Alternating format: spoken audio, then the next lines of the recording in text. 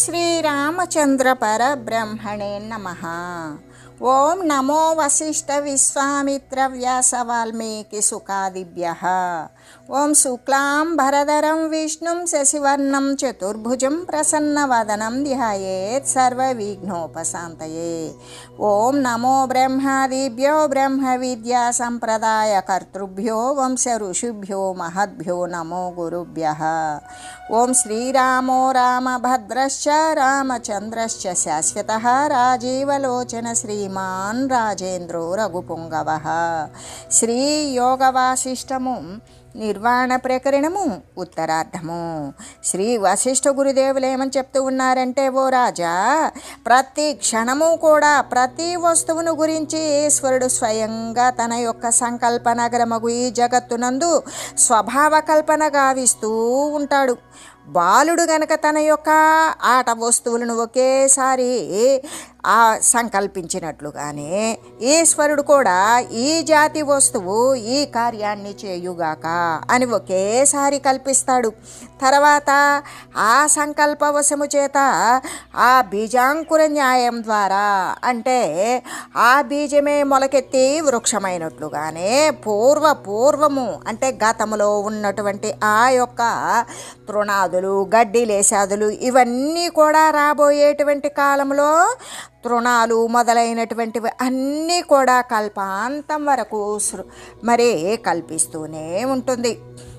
ఈ చిద్ఘన పరమాత్మ క్షణకాలంలో ఎక్కడ ఏ ఏ పదార్థాలను ఏ విధంగా సంకల్పిస్తుందో అక్కడ ఆయా పదార్థాలు కూడా వాని యొక్క శక్తి, కార్యము మొదలైనటువంటి భేదాలు కూడా, వాని యొక్క కార్య పరంపరలు కూడా స్పష్టంగా ఆ ప్రకారంగానే ఉదయిస్తూ ఉన్నవే అగుచూ ఉన్నవి. ఇది కదా పరమాత్మ యొక్క స్వభావమే అయ్యున్నది. ఆ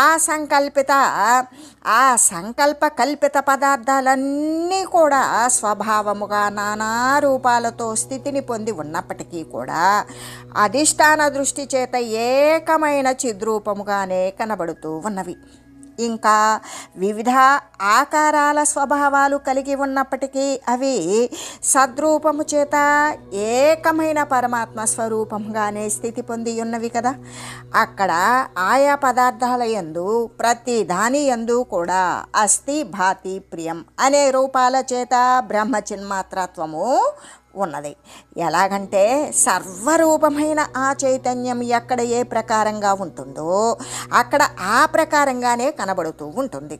కాబట్టి రాజా, ఈ విధంగా మరి ఆది కానీ మధ్యము కానీ అంతము కానీ లేనిది అయి అపరిచ్ఛిన్నమైనటువంటి శక్తితో కూడుకుని ఉన్నటువంటి బ్రహ్మము పదార్థ రూపముగాను, పదార్థము లేనట్లుగా కూడా పదార్థరహితముగా కూడా, సత్తుగాను అసత్తుగా కూడా స్థితి పొంది ఉన్నది కేవలము అపరిచ్ఛిన్నమైనటువంటి అపరిమితమైనటువంటి బ్రహ్మము. అందుకే ఏ విధంగా అంటే సత్యమైన పరమాత్మ సద్రూపంగాను అసద్రూపంగా కూడా అయ్యింది. అందుకే మనకు శృతివాక్యం సత్యం చానృతం చ సత్యం అభవత్ అని కదా చెప్పడం. ఎలాగంటే ఆ పరబ్రహ్మము సర్వస్వరూపమై ఉండడము చేత ప్రాణులందును ఈ యొక్క గడ్డి జాతి, తృణాది జాతులందులు కూడా ఎక్కడ ఏ స్వభావమైతే ప్రసిద్ధమై ఉంటుందో అక్కడ స్వయంగా ఆ స్వభావమే ఈ స్థితిని పొంది ఉన్నది కదా అని చెబుతూ ఇంకా కూడా శ్రీ వశిష్ఠ గురుదేవులు ఇలాగా చెప్తూ ఉన్నారు. ఏకస్య జీవితం పుంసః సుహృత మరణం ద్విషా మృత్వార్థితం ప్రయాగాదౌ క్షేత్రే యత్తాదిదం శృణు.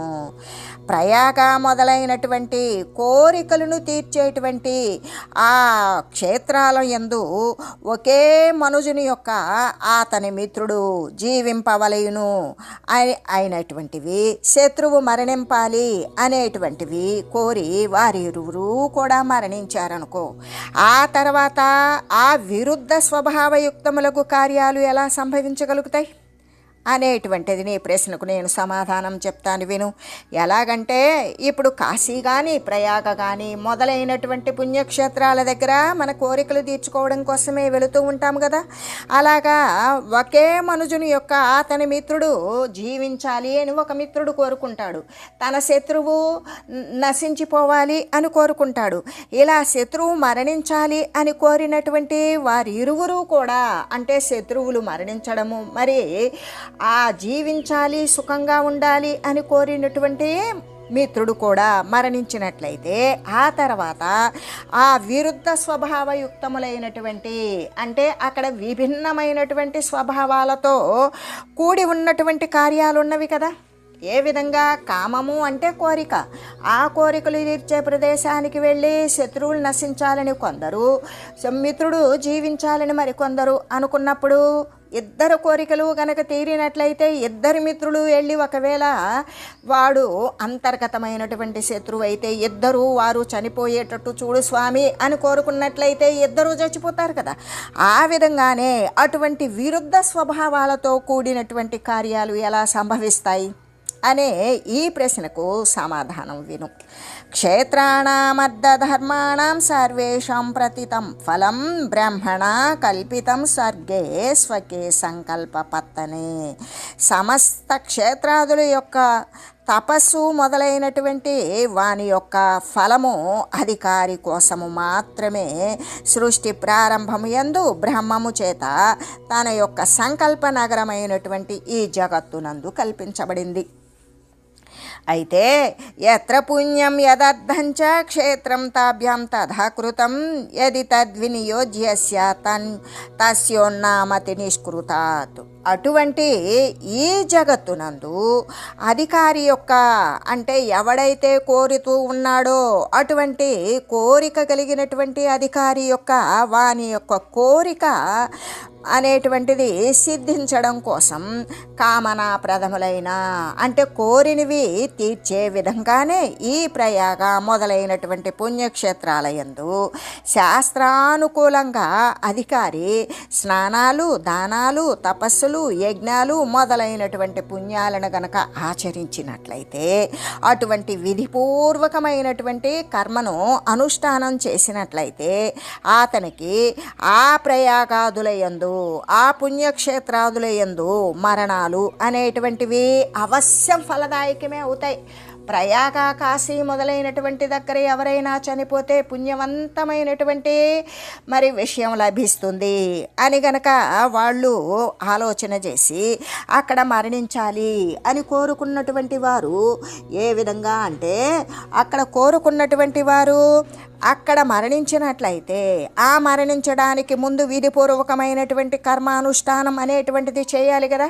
ఇప్పుడు కాశీ, ప్రయాగ మొదలైనటువంటి గయా అనేటువంటి పుణ్యక్షేత్రాలు పుణ్యనది స్నానాలు చేసి అక్కడ దానాలు, తపస్సులు, యజ్ఞాలు, యాగాదులు, పుణ్యాలు మొదలైనటువంటి క్రతువులు, హోమాలు కూడా విధిపూర్వకంగా శాస్త్రానుసారంగా కర్మ అనేటువంటిది అనుష్ఠానం చేసినట్లయితే ఆ ప్రయాగలోనే వారు గనక చనిపోయినట్లయితే ఆ చనిపోయిన దానికి తప్పనిసరిగా వాళ్ళకి మంచి ఫలవంతమే అవుతూ ఉన్నది. తత్తస్మాన్ మహతః పాపాద్భాగమేనోఖిలం చవా చితిశక్త్యాత్మా తత్పుణ్యం పరిభ్రామ్యోపశామ్యతి. మహాపాపి అయినప్పటికీ కూడా, వాడు మహాపాపాత్ముడే అయినప్పటికీ కూడా శ్రద్ధాళుడై, శ్రద్ధతో కూడుకొని నేను ఇప్పటి వరకు అనేక పాపాలు చేశాను, జీవితం యొక్క చరమస్థితి వచ్చింది, ఇప్పుడు ఈ చరమస్థితిలో ప్రయాగ మొదలైనటువంటి పుణ్యక్షేత్రాల యందు గనక మరణించినట్లయితే మహాపాతకాలను కూడా, నేను చేసినటువంటి జీవించి ఉన్న కాలంలో చేసినటువంటి మహాపాతకాలు కూడా నశింపచేయగలిగినటువంటి శక్తి కలిగిన ఈ చైతన్యమునందలి అంటే ఆ యొక్క ప్రయాగ, కాశీ మొదలైన పుణ్యక్షేత్రాలు ఇవన్నీ కూడా మరణజనితమైన, అక్కడ గనక మరణం అనేటువంటిది ఉత్పన్నమైతే పుణ్యం అప్పుడు ఆ పాపాదుల యొక్క భాగాన్ని కానీ లేకపోతే ఆ సమస్త పాపాలను కానీ ఆ యొక్క క్షేత్ర మాహాత్మ్య తారతమ్యాన్ని అనుసరించి వినాశం చేసేస్తుంది. స్వయంగా తాను చేసినటువంటి పాపం కూడా ఉపశమించిపోతుంది. అని చెబుతూ వినేయ పాపమల్పం చేత్ క్షేత్రధర్మోదికస్తతః తత్పాపం నాశయిత్వా తచ్చబ్దః ఏవ వివల్ఘతి. శాస్త్రానుసారము అంటే శాస్త్రాదులను అనుసరించి ఆ యొక్క పుణ్యక్షేత్రాదులు యందు నడిచేటువంటి మనుజుని యొక్క పాపము అల్పమై కొద్దిపాటి అయి ఉన్నదనుకో. మరి ఈ క్షేత్రాదులు యందు అతడు పుణ్యక్షేత్ర సందర్శనాదుల్లో చేసినటువంటి సంపాదించుకున్నటువంటి ధర్మము గనక అధికమై ఉన్నట్లయితే అప్పుడు ఆ ధర్మం ఏం చేస్తుంది, ఆ పాపాన్ని వాడికి అంతకుముందు చేసుకుని ఉన్నటువంటి కొద్దిపాటి పాపాన్ని సంపూర్ణంగా నశింపజేస్తుంది. అంతేకాదు శృతులు మొదలైనటువంటివన్నీ కూడా ప్రతిపాదించినటువంటి ఫలితాన్ని కూడా అతనికి కలుగజేస్తూ ఉంటుంది. క్షేత్రధర్మేణ తేనహస్య వినేయస్య మహీపతే ద్వే శరీరే విదౌ సమ్యక్ వచతః ప్రతిభాత్మికే. ఓ రాజా, ఆ విధంగా పుణ్యక్షేత్రాదుల యందు మనుజుడు సంపాదించునట్టి ధర్మము అతని పాపానికి సమానంగా ఉన్నట్లయితే అప్పుడు అతని యొక్క పాపాలు పుణ్యాలు రెంటి యొక్క అనుభవం కోసమే ఆ తర్వాత 2 శరీరాలు కూడా, అంటే పాప శరీరం పుణ్య శరీరం, ఆ శరీరాల కోసమే భ్రాంతి ప్రతిభారూపములైనటువంటి ఇరువురు చిదాభాసులు కూడా లెస్సగా మనకి స్ఫురిస్తారు అని చెబుతూ ఇత్యేవమాది పాపానాం పుణ్యానాం చ ఫలం మహత్ బ్రహ్మ సంకల్ప ఖచ్చితం యథా యద్యత్ తదైవ తత్. ఈ ప్రకారంగానే తక్కువ ఎక్కువ అంటే న్యూనము అధికము భావాలతోటి ఈ పుణ్యం యొక్క పాపము యొక్క మహత్తరమైనటువంటి ఫలము బ్రహ్మము యొక్క సంకల్పము చేత ఏ ప్రకారంగా స్ఫురిస్తూ ఉంటుందో ఆ ప్రకారంగానే అది వ్యవస్థితమై ఉన్నది. బ్రహ్మోచ్యతే సౌచిద్ధాతు సౌజ్జాద్యహమాది చ సా యదాస్తే తథా తత్తస్య సంకల్పనం జగత్. ఈ చిద్వస్తువకు బ్రహ్మమే హిరణ్యగర్భుడు మొదలైనటువంటి సమిష్టి జీవులుగాను, అస్మదాది మనదే అయినటువంటి మనవారే అయినటువంటి వ్యష్టి జీవులుగాను కూడా చెప్పబడుతూ ఉన్నది కదా. ఇంకా కూడా అది ఎక్కడెక్కడ ఏ ప్రకారంగా సంకల్పం చేస్తూ ఉంటుందో అక్కడక్కడ ఆ ప్రకారంగానే స్థితి కలిగి ఉంటుంది. దాని యొక్క సంకల్పనమే కదా ఈ జగత్తంతా కూడా అయ్యున్నది, మరొకటి కాదు కదా. ప్రతిభైవ వినేయస్య క్షేత్ర పుణ్యేన తాదృశీ తథైవోదేతి తా సాధాతుర్విపరీతవో యథా. పాపవంతునకు నరకము మొదలైనటువంటి బుద్ధి ఉదయించినట్లుగానే, అంటే పాపముతో నిండిపోయినటువంటి వానికి ఎటువంటిది అంటే క్రూరమైన నరకము మొదలైనటువంటి బుద్ధే ఉత్పన్నమవుతుంది. బ్రహ్మము యొక్క సంకల్పాన్ని అనుసరించి మనుజునకు తన యొక్క క్షేత్రాలు పుణ్యక్షేత్రాల ద్వారా ఆర్జించినటువంటి పుణ్యాన్ని అనుసరించి దాని యొక్క ఫలాలు అనుభవ రూపమైనటువంటి బుద్ధియే స్వప్నములాగానే ఉదయిస్తూ ఉంటుంది.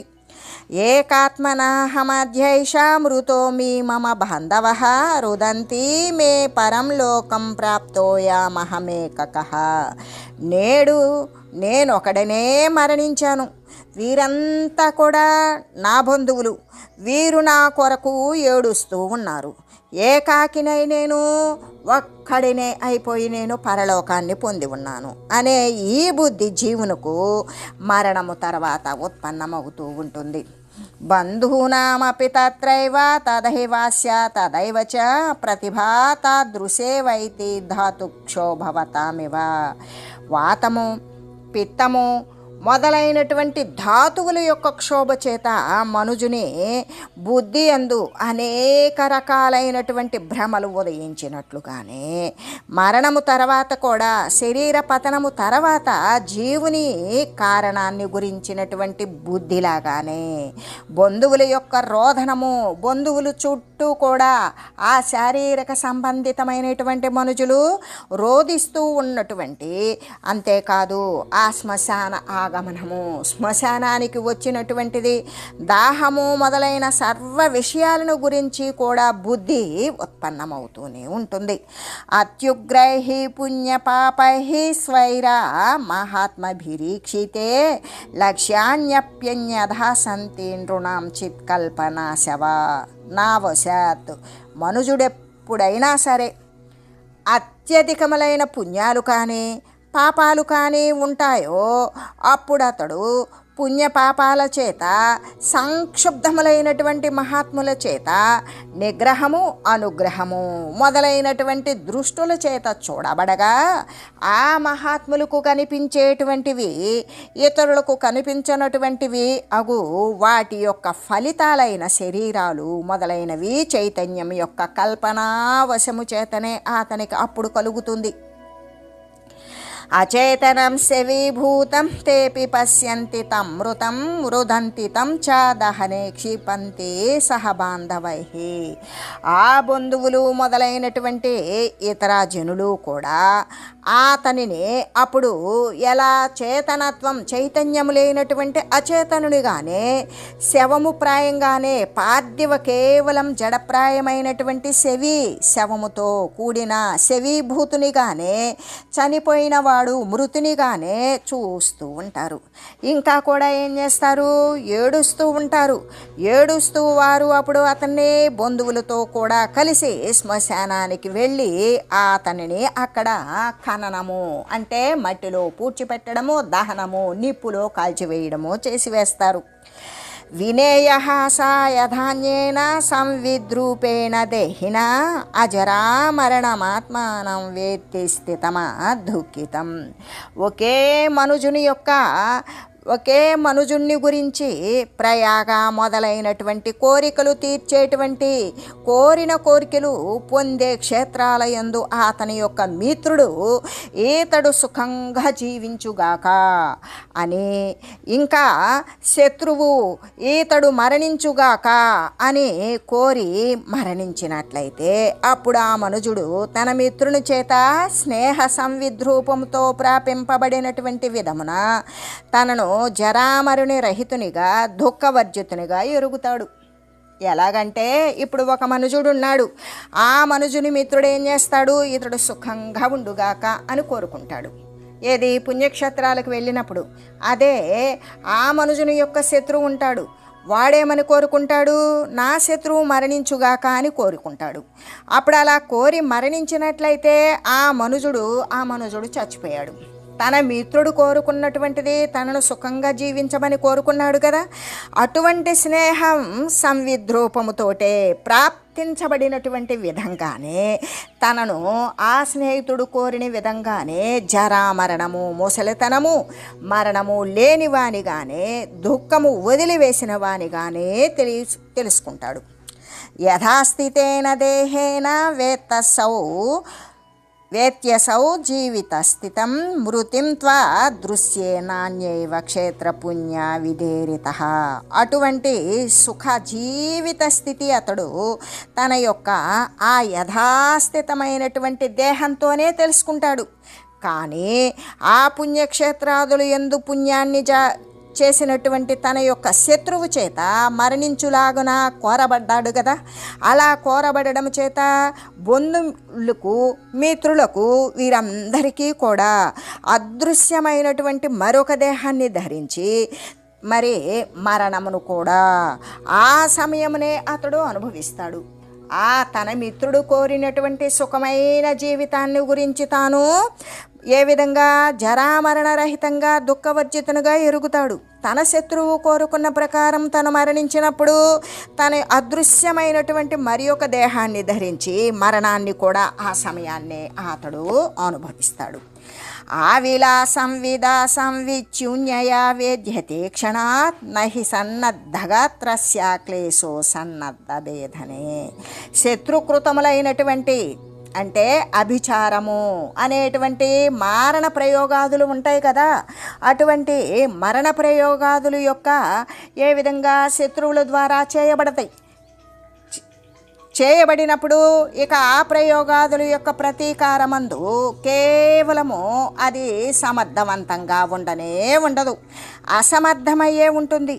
ఇంకా వ్యాకులమైనటువంటి సంవిత్తు క్షణకాలంలోనే అప్పుడు మరణము మొదలైనటువంటివి అనుభవిస్తాడు. శరీరమునకు కవచాలు, ఆయుధాలు మొదలైనవన్నీ కూడా ధరించి సంసిద్ధుడై ఉన్నవానికి ఆ విధంగా కవచాలు మొదలైనవి ధరింపకుండా ఉన్నవానిని బాణాలు ఖడ్గాల చేత భేదించుట యందు క్లేశమేమైనా ఉన్నదా అంటే లేదు కదా. ఎలాగంటే ఇప్పుడు శత్రువుల ద్వారా చేయబడినటువంటి ఆ యొక్క చేతబడి, అభిచారము, మరణము మొదలైనటువంటి శత్రువుల ద్వారా చేయబడిన ప్రయోగాదుల చేత ప్రతీకారమందు సమర్థత లేకుండా వ్యాకులమైనటువంటి చైతన్యము బాధపడినటువంటి క్షణకాలంలోనే అప్పుడు మరణము మొదలైనవి అనుభవిస్తాడు. శరీరమున కవచాలు, ఆయుధాలు ధరించి సంసిద్ధుడై ఉన్నటువంటి వానికి అలా కవచాదులను ధరించకుండా ఉన్నవానిని బాణాల చేత, ఖడ్గాల చేత భేదించడం అనేటువంటిది కష్టమేమీ కాదు కదా. పశ్యంతి బంధవోప్యేనం తదైవ మరతాం గతం ద్వయమిత్యేష లభతే జీవితం మరణం సమం. ఈ ప్రకారంగానే అతనిని బంధువులు మొదలైనటువంటి వారు మృత్యురహితునిగా చూసినప్పటికీ కూడా, వాడు చావని వానిగా చూసినప్పటికీ కూడా వారికి అలక్ష్యమైనటువంటి, లక్ష్యము కానటువంటి దేహముతో అతడు మరణాన్ని కూడా అనుభవిస్తూనే ఉన్నాడు. ఈ విధంగా అతడు ఏకకాలమునందే జీవితాన్ని, మరణాన్ని కూడా పొందుచూ ఉన్నాడు కదా. ఇదమా ప్రతిఘారంభం భ్రాంతి మాత్రం జగత్రయం నా సంభవతి కో నామా భ్రాంతౌ భ్రాంతి విపర్యయ. స్థిర రూపంగా ప్రాదుర్భవించి ఉన్నటువంటి ఈ యొక్క స్వర్గ, మధ్య, పాతాళ లోకాలు మూడు కూడా భ్రాంతి మాత్రాలే అయ్యున్నాయి. కానీ ఎలా కనబడతాయి? స్థిర రూపంలో ఉత్పన్నమై ఉన్నట్లుగానే కనబడతాయి. భ్రాంతి యందు విపరీతమైనది ఏది కూడా సంభవించదు కదా. స్వప్నము కానీ, సన్నిపాతము కానీ మొదలైనటువంటి విరుద్ధ కార్యాలు లేకపోతే కాలమునందే కాంచబడుచూ ఉన్నవి కానీ మరి అంతకు మించి కాదు కదా. సంకల్ప స్వప్న పురయోర్య భ్రాంతిరనుభూయతే తతోధికోయం నా న్యూనా జాగ్రత్త స్వప్నేనుభూయతే. సంకల్పము, స్వప్నము మొదలైన నగరాల యందు ఏ భ్రాంతి అనుభవింపబడుచూ ఉన్నదో దానికంటే ఎంతయో అధికమైనటువంటి భ్రాంతియే ఈ జాగ్రత్త రూప స్వప్నమునందు కూడా అనుభవించబడుచూ ఉన్నదే కానీ లేనట్టిదైతే, న్యూనమైనటువంటిదైతే కానే కాదు కదా అని శ్రీ వశిష్ఠ గురుదేవులు తెలియజేయగా అప్పుడు రాజు ఇలా అంటూ ఉన్నాడు. ధర్మాధర్మౌ కథం బ్రహ్మన్ కారణం దేహ సంవిద తస్యామూర్తౌ కథం చైకో ద్విశరీరత్వం రుచ్యతి. ఓ మహాత్మా, ధర్మము అధర్మము కూడా, ఈ ధర్మాధర్మాలు దేహానికి కారణం ఎలా అవుతూ ఉన్నవి, ఇంకా కూడా ఆ ధర్మము అధర్మాలు కూడా ఎటువంటి ఆకారాలు లేకుండా ఉన్నవి. అలా ఆకారరహితాలై ఉన్న కారణము చేత జీవుని మరణము తర్వాత, జీవుడు మరణించిన తర్వాత, దేహాన్ని వదిలిన తర్వాత అవి మరి ఒక శరీరాన్ని ఎలా పొందగలుగుతాయి అని అడుగగా అప్పుడు శ్రీ వశిష్ఠ గురుదేవులు ఇలా చెప్తూ ఉన్నారు. సంకల్పనగరే బ్రాహ్మే జగత్యస్మిన్ మహామతే కిం నామ నో సంభవతి సత్యం వాప్య సమంజసం. శ్రీ వశిష్ఠ గురుదేవులు ఇలా చెప్తూ ఉన్నారు. మహాబుద్ధివంతుడువకు ఓ రాజా, బ్రహ్మము యొక్క సంకల్ప నగరమైన ఈ జగత్తునందు, ఈ జగత్తంతా ఏంటి? బ్రహ్మము యొక్క సంకల్ప నగరము. ఆయన సంకల్పించిన మీదట ఉత్పన్నమైనటువంటిదే ఈ జగత్తు. ఇది అసంగతమైనదేది కూడా సత్యం కాకుండా ఉంటుంది కదా. ఇది సంకల్ప నగరమే కాబట్టి ఈ జగత్తు అసలు సంగతే కాదు. సంగతి కానటువంటిది అసంగతమైనదే కదా. అసంగతమైనది ఏదైనా సరే సత్యమవుతుందా? కాదు కదా. బ్రహ్మము యొక్క సత్య సంకల్పము అంటే మూర్తత్వము లేకుండా ఉండడం, అమూర్తత్వము కూడా మూర్తముగా అంటే ఆకారవంతంగా చేయడానికి సమర్థమైనటువంటిది అనే కదా భావము. ఏది? బ్రహ్మము యొక్క సత్య సంకల్పము ఆకారాలు లేకపోయినా సరే ఆకారముగా ఉండేటట్లు చేయగలిగినటువంటి అంతా సమర్థవంతమైనది. అని చెబుతూ యథైవ సంకల్పపురేయన్న సంభవతి హి తన్నాస్త్యేవ యథే తదే తస్మిన్ కిం వాస్తు బ్రహ్మకల్పనే. సంకల్పపురమునందు అసంభవమైనది ఏది కూడా లేదు, ఎలా లేకుండా ఉన్నదో అలాగే బ్రహ్మము యొక్క కల్పనమగు ఈ జగత్తునందు అసంభవమైనది ఏది కూడా లేదు.